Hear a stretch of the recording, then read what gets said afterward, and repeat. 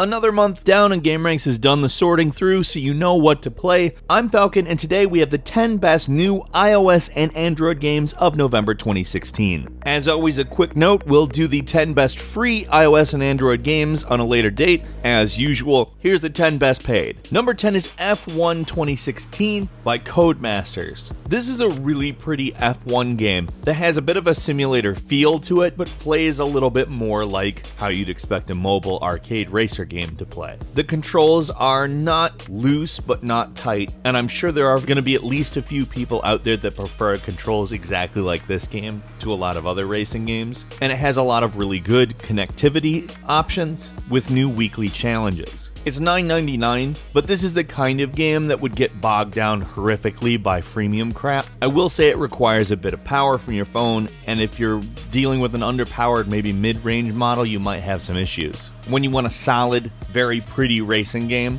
for your mobile platform, I think this is the way to go from November. Number 9, Batman the Telltale Series Episode 4. It's an episode that manages to shoehorn the Joker in without making me hate it. It's interesting to see a completely new take on the Joker as well, because to be completely honest, where Heath Ledger's Joker got a lot of attention, Mark Hamill's Joker has now pretty much taken all of that attention. Nothing against his Joker, it's actually phenomenal. He is pretty much the ultimate Joker. That being said, points for trying. This episode essentially functions to ratchet up the tension that's going on in Batman, and essentially just sort of destabilize Bruce throughout the course of the story until the very end, where there is a very big decision to make. And that's the spoiler-free version. If I go further, we kind of start ruining things. It's worth it, I enjoyed it a lot, and I'm always happy to see the Joker. Number 8 is Eisenhorn Xenos, which is essentially an action RPG that plays out in the Warhammer 40k universe. It's an adaptation of the first novel in a trilogy, and if you've got a high-end and or new phone,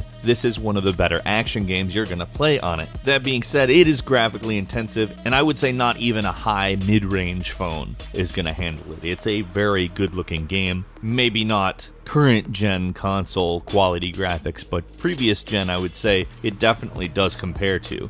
Number 7 is Football Manager Mobile 2017, which Sega does a great job revamping the user interface to make it much more friendly this time around. And being this isn't a particularly graphically intensive app, having a good user interface is definitely a big must. If you're interested in the management style of gameplay football game, this is probably going to be the absolute most in-depth and enjoyable version of that type of gameplay. Certainly there are flashier ones, but it's clear that Sega takes feedback very seriously and has worked very hard creating a very good version of this game. Number 6 is Demon's Rise 2, which is a game that massively benefited from the fact that Demon's Rise 1 was not that well reviewed. There were actually quite a few issues with the game itself, but the developer took it upon itself to really work on making the best strategy RPG they could out of it. They took a lot of feedback on board through a lot of reviews and continually updated the game in order to make it more like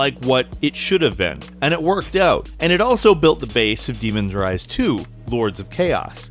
This is perhaps the best possible outcome in one of these game was released in unfinished state scenarios, where the sequel comes out with all the benefit. It's a great strategy game, completely new cast, basically new story, not that different from the original's gameplay after all the tinkering, meaning it's a great game. So if you like strategy RPGs, this is definitely one to play. Number 5 is Yonkai's Triangle, which is a really pretty puzzle game. It seems like in the puzzle genre, people basically try to create the absolute prettiest representation of a unique mechanic they possibly can, and that's essentially the game. And this is not different from that formula. However, when somebody hits it with a good mechanic, and let's be completely straight here, this game does, it's very worth it. It revolves around triangles and matching the 3 points of the triangle to a smaller triangle through rotation and sliding. And if you're confused about what that means, like, it's literally exactly what I just said. There's nothing else to it. It doesn't have a high learning curve. It can get a little difficult, but not too much, and it's really satisfying and visually gorgeous. Number 4, Neon Chrome is a top-down bullet hell shooter that operates on a double stick mechanic and does support various controllers. This game does a great job of taking exactly what I just said, putting a great color scheme on it, procedurally generating levels, giving you infinite replayability, and running very smooth. I mean, this is a crystal clear, great looking game, especially on the iPhone 7.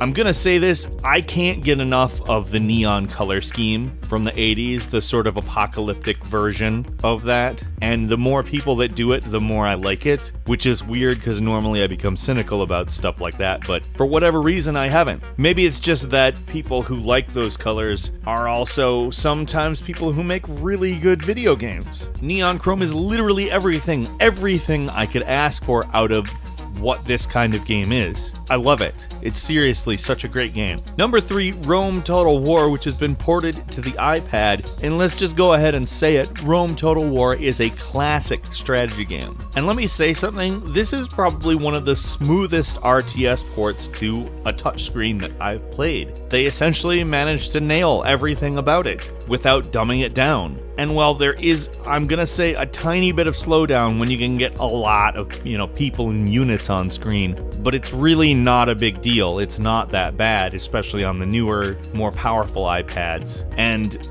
it's Rome Total War. What else do you want me to say? Number 2 is Party Hard Go, which is, basically Party Hard. Essentially, the mechanics are kind of a sort of stealth tactical strategy game where you murder people at parties because you can't stay in parties. Yes, you are the party pooper that takes it too far, and it's a great game.